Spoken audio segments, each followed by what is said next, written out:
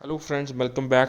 So finally यहाँ पे honourable finance minister of India उनकी तरफ से एक अप्रूवल फ्रेंड्स हुई है। सो उसको यहाँ पे डिस्कस करेंगे। सो कल की अप्रूवल है।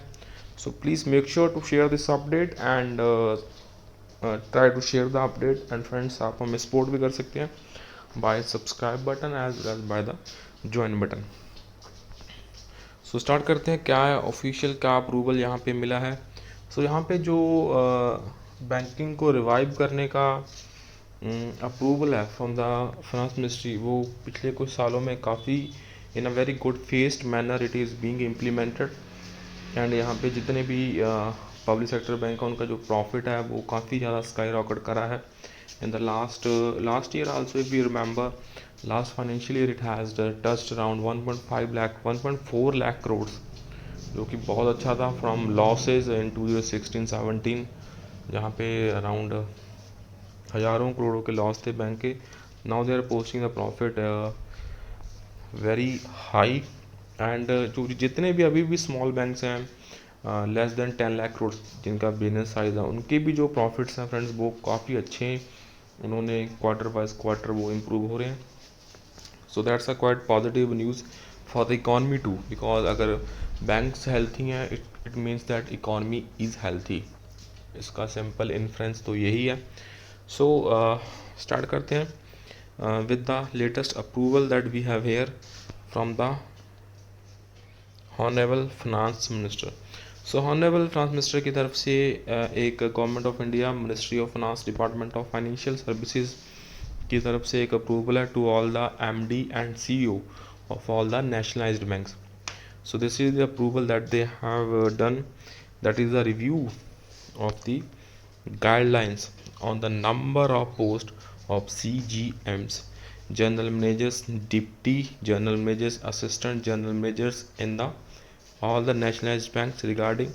So please refer to the department's letter of even number dated 22nd of February 2016, via which the banks were communicated the revised formula. So based on business mix on 31st of March 20, I think 2015 तो नहीं होगा ये, for calculation the number of GMs, the ratio of number of CGM, DGM, AGM were kept at 139. तो ये ratio important है। The department with the approval of finance minister vide letter dated 30th of August 2019 had conveyed that no objection of government in the nationalized bank to introduce CGM level post in the banks having a business mix of 10 lakh crores. So the ratio of CGM to GM was kept as 1:4. So taking into consideration the request received from the various banks and also the high pace of digitalization, the growing role of specialized and dedicated verticals, branch expansion in banks. So the department has received the methodology of computation of CGMs, and the following are decided. The post of CGM shall henceforth be available in all the nationalized below board level, irrespective of the business mix.